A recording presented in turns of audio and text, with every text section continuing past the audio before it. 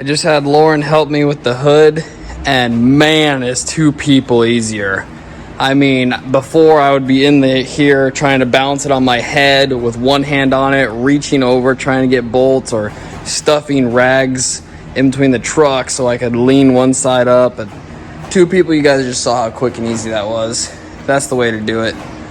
But we are actually about to pull this radiator back out and then prep the engine to go back in with new mounts and all that stuff. So let's pull this thing out.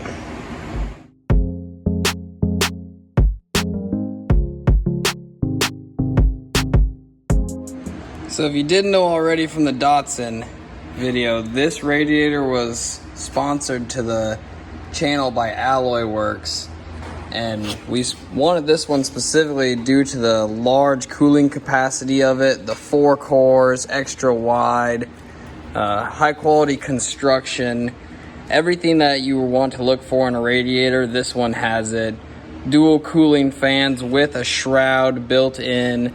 And I mean, you can just see it's all aluminum. There's no plastic on this thing at all.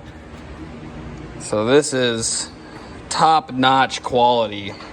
Going with an aftermarket radiator is really a no-brainer, especially this one or one like it. And I brought over here earlier, I was saying, you know, no plastic, and this is what I'm talking about.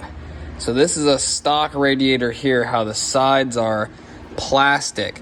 And if you live in a colder climate, I've actually had these break. They crack. They'll crack if your coolant freezes, which in Illinois, it gets so cold that even if you have antifreeze, sometimes it just gets bitter cold. And then you can see a stock one, like this stock one, I don't know how thick that is, but you could say that that's like a 1 core, maybe 2, I don't know. And 1 cooling fan. It is a large one, but that has 2 and the surface area is just better.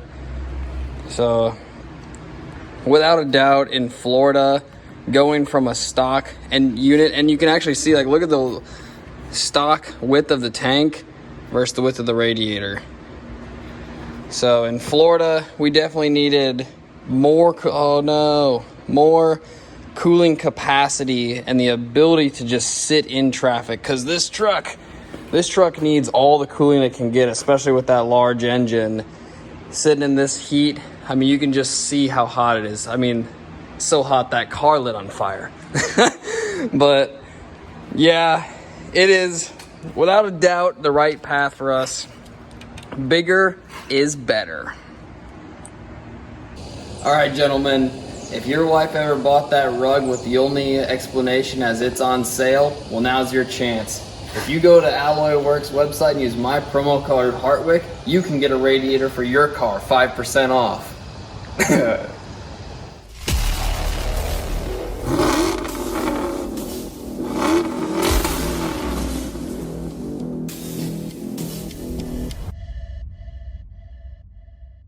We just picked up an engine for the F100 here, and I didn't actually expect to get to this truck for years, if ever, really.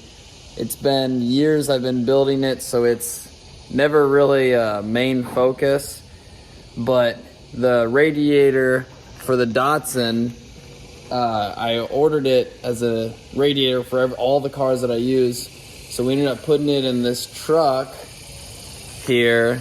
And the engine that I was going to go get for my brother's car, the Crown Vic that burnt to the ground, well, that car burned to the ground, so the engine, all the plans for it are just toast, you know, just like the car.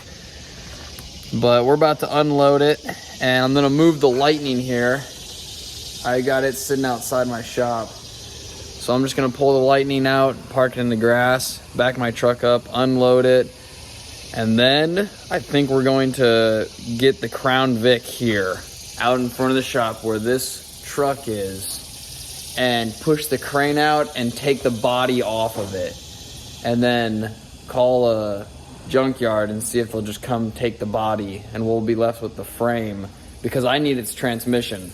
It has a 4R75W. So we're gonna take the transmission and put it in this truck. Yeah, this is a real SVT Lightning. So back in high school, I had wanted an F100 with a Crown Victoria front end and independent rear end, what's back there now. But you can't just find those. I would have had to build it. And I was about to leave for the Air Force and I needed a vehicle. So I was like, I don't know what the next best thing would be a Ford Lightning. So I actually sold all my cars. I had a 1999 Cobra that I had bought and rebuilt the engine on. I got it for $2,500 with 68,000 miles. It was like mint. Well, I ended up fuel injector stuck open and hydro-locked a cylinder and bent a rod. So I sold that car for $4,500 and sold my other cars and drove to Michigan for this truck. And it was perfect. It was like mint, but it was like a Mako paint job or something, I think, or just real cheap. Because like a year after I bought it, started going to hell, and like Bondo fell off right here, like right away. Yeah, this is a real Lightning. Oh, it's locked, but I'm about to move it.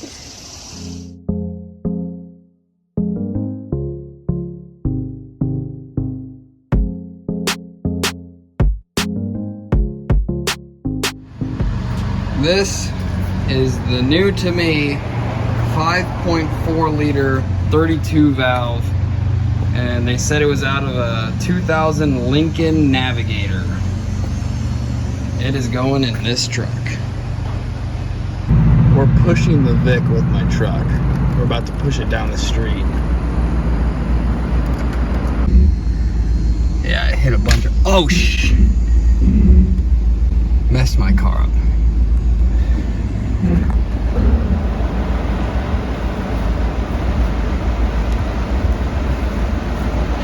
There's just gnats all over it.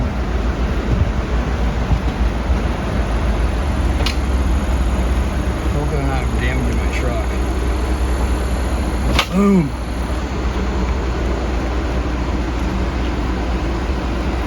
Probably breaking my headlights.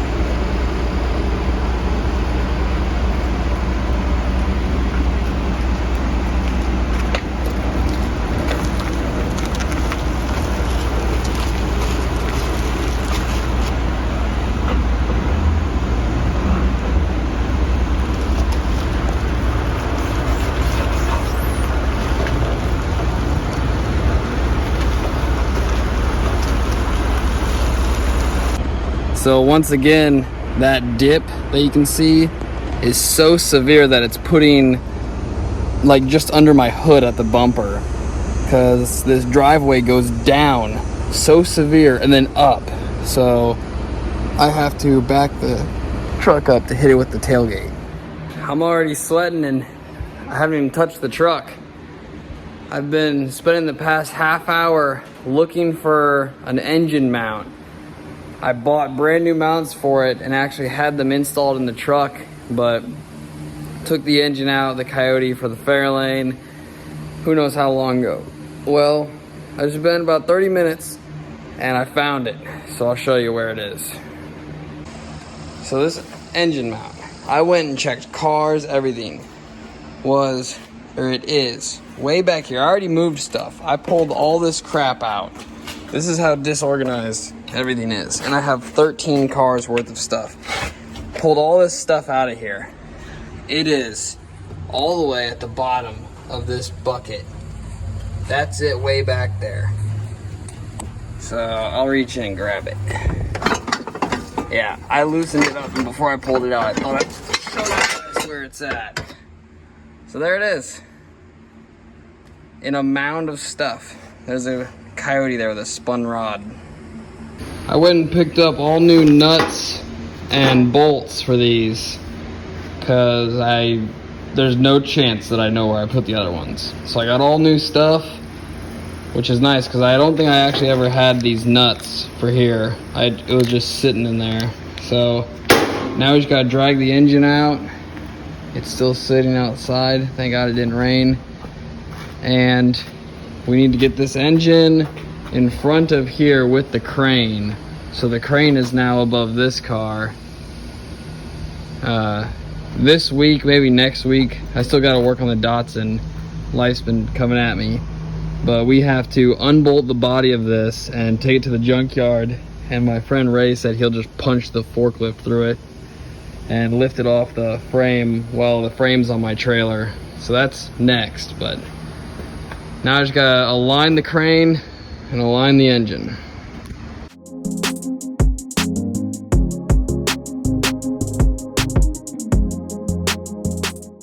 Well, we have the engine out. We're gonna remove this mechanical fan since we were running electrics. And I don't have a big wrench, but I got this plumbing wrench thing. I just got this too. So I've already used it as a hammer and everything. So how do we? I don't know, that maybe hit it hard, I don't know. Nope. I'm gonna have to get stuff to stick down in there. Oh, screwdriver. Who knows if it's been in it. Alright. I ended up getting it and not leaving my phone out there because the sun starts to overheat my phone and it doesn't work right ever. Even after I restart it, it takes like a day. But I found this screwdriver. I have no clue where it came from. My dog was chewing on it, so maybe my dog went somewhere and brought this back. I have no idea where this came from. But I stuck it in there and it bent and I didn't have a hammer, so I used this exhaust manifold and I beat the end of this pipe wrench and it looks like it's free. So now we're just gonna unbolt this baby. I just tried to hoist this engine up off this so I could change out the motor mounts, but I strapped it to the motor mounts. So I gotta fix that real quick. So if any of you guys know if this is stock, I mean that is like an engine mount adapter.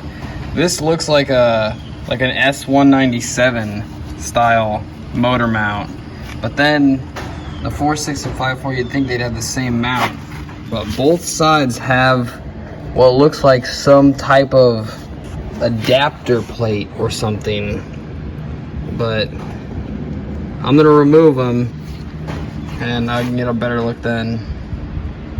There's the mounts, the old mounts here and new mounts. These are Crown Victoria mounts. But yeah, look how strange they are. They're bolted. Well, there went all that stuff. They're bolted to a plate. Maybe it was for space or something. I'm not sure. But we're gonna put the new ones on and then drop it in the F100. And those that you see there that are painted black, oh, it won't focus. There we go. My hand was in the way. So those are engine relocation brackets. It just, where that gold bolt head is, that's where the original Crown Vic would drop down into a hole there. So these brackets push it back. I mean, that's probably the closest, maybe 3 inches, 2 inches to further back. So that'll push the engine further towards the firewall here and just puts the engine in the correct spot for an F100. So they're bolted on the top there and then in a bolt coming through the side like that. So we're about to drop the engine right down in on those, and those slots, this bolt will go down in right here. So I think this is the wrong side. This is the driver's side, but it'll just go, let's see, like that. And then the other one, and then there'll be an engine in between them. So fairly simple and easy design. But we're gonna bolt those up real quick. Just ran into another problem. So you can see here I had to notch it for a Coyote. These are always for a 4.6. All Crown Vics were just 4.6s. But I notched that for a Coyote. Well, the 5.4 needs even more. 5.4 needs more. So we're about to go cut some more off of this, sandwich that baby up in there. new engine mounts are on. We did end up having to grind the driver's side ever so slightly. That strap is wrapped around it. I'd like to have it better. Someday I'm gonna buy one of those plates that bolt down on the intake of modular engines, but we're gonna lift this up, probably roll the truck under, or maybe the crane back, we're not sure. Well, I'm not sure, I'm the only one here. But, and then I'm gonna put it right there.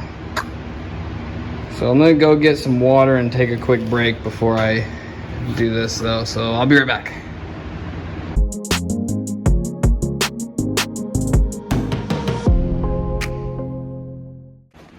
So I just paused the time lapse because I gotta show you this. Check out this oil pan. I mean, how many times did someone drop this thing? So, I mean, that's not a good sign. Well, maybe that'll be in the future, but I'm gonna get out from underneath this thing swinging, get back to the time lapse and just put it in the truck because I don't have anywhere to store it. Plus, the engine's so far back, I mean, I can do an oil pan pretty easy, but yep, back to the time lapse. I'm gonna get it in there and then come back to you guys.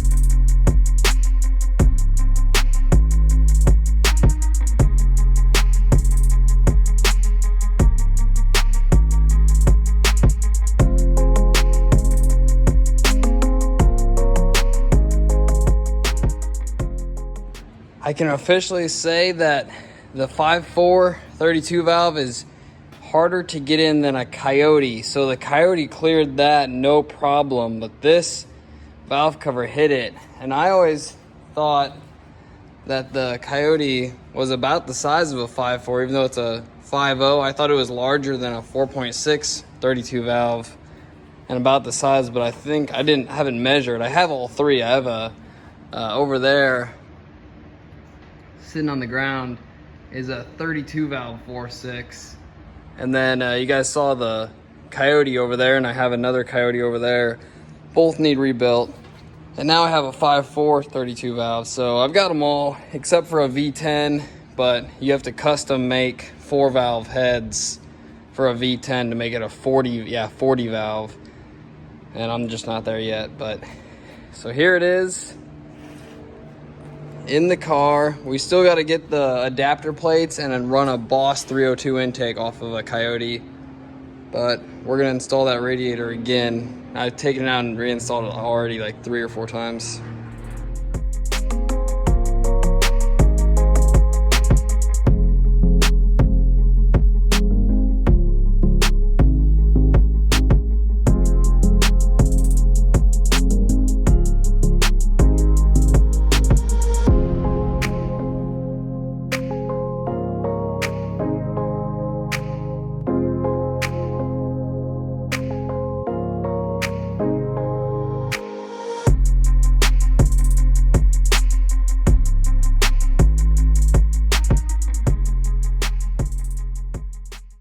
So this episode of the F100, we got the 5.4, which I was already looking at this engine and buying it for this car. I know you guys, if you guys follow the Facebook channel, we posted a picture of this car when we first got it home, and I was like, big plans for this car, maybe a 5.4. Well, now you can see this was the engine. We were going to stuff this in this car and do a couple other things to it, and unfortunately, the car burnt to the ground in Walmart's parking lot, and we only put 50 miles on the car. So, in turn, the F100 for once got a hand-me-down part, which was the engine, because usually it's the truck that gets parts robbed from it to go to other projects. And then this radiator was sponsored to us. Huge thanks to them, and I'm gonna use them for, I think, everything. Their radiators are very high quality, and they have them for hundreds, if not thousands, of radiators on there for different models. So we're gonna use them, and it worked out great. But next for the truck, since the Crown Vic did burn here, we are going to take the body off, like I said, and take its 4R75 4-speed auto and put it in the truck here. And I do have a drive shaft for the truck that was made for a LS and a 6L80. So hopefully it's long enough that I can just get it modified for this transmission behind me. But here's the F100 again. This is the really long update on it, but we do have all glass and weather stripping to go in, so maybe we'll do that at the same time we do the transmission. But thanks for watching, everyone, and hope you guys all enjoyed this truck and want to see it going as much as I do. But stay tuned.